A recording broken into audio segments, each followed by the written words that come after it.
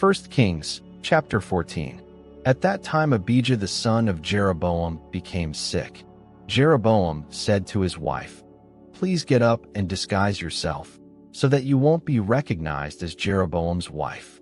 Go to Shiloh. Behold, Ahijah the prophet is there, who said that I would be king over this people.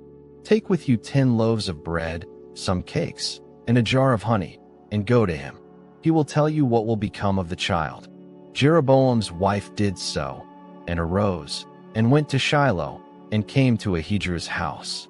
Now Ahijah could not see, for his eyes were set by reason of his age. Yahweh said to Ahijah, "Behold, Jeroboam's wife is coming to inquire of you concerning her son, for he is sick.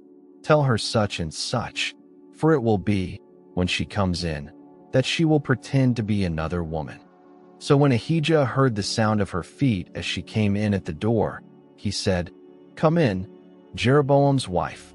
Why do you pretend to be another? For I am sent to you with heavy news.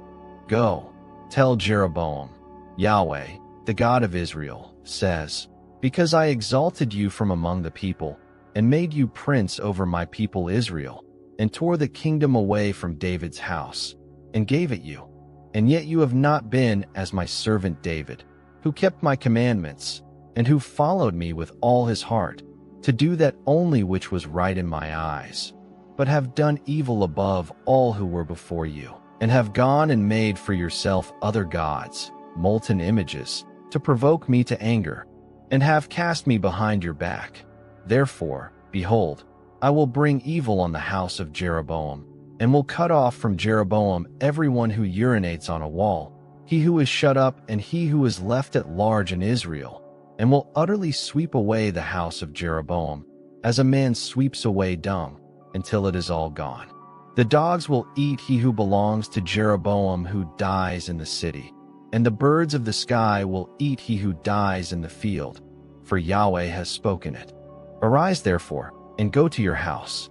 When your feet enter into the city, the child will die. All Israel will mourn for him and bury him. For he only of Jeroboam will come to the grave, because in him there is found some good thing toward Yahweh, the God of Israel, in the house of Jeroboam. Moreover, Yahweh will raise up a king for himself over Israel, who will cut off the house of Jeroboam. This is the day, what? Even now. For Yahweh will strike Israel, as a reed is shaken in the water, and he will root up Israel out of this good land which he gave to their fathers, and will scatter them beyond the river, because they have made their Asherah poles, provoking Yahweh to anger. He will give Israel up because of the sins of Jeroboam, which he has sinned, and with which he has made Israel to sin.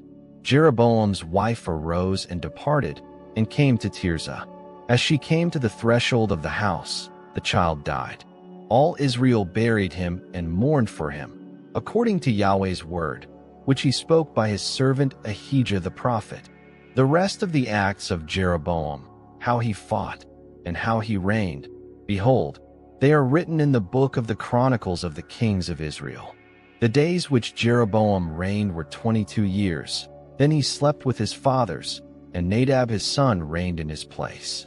Rehoboam the son of Solomon reigned in Judah. Rehoboam was 41 years old when he began to reign, and he reigned 17 years in Jerusalem, the city which Yahweh had chosen out of all the tribes of Israel, to put his name there. His mother's name was Naamah the Ammonitess.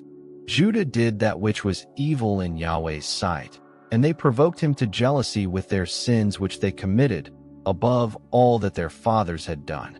For they also built for themselves high places, sacred pillars, and Asherah poles on every high hill and under every green tree. There were also Sodomites in the land.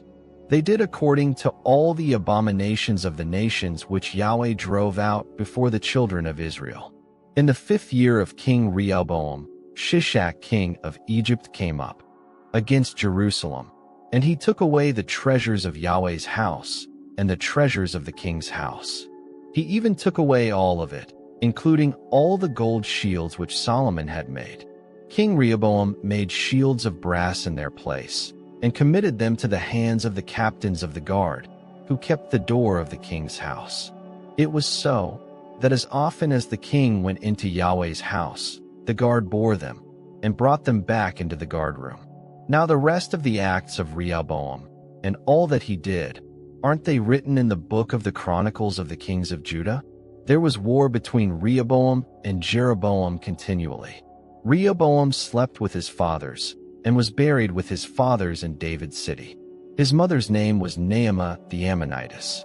Abijam his son reigned in his place.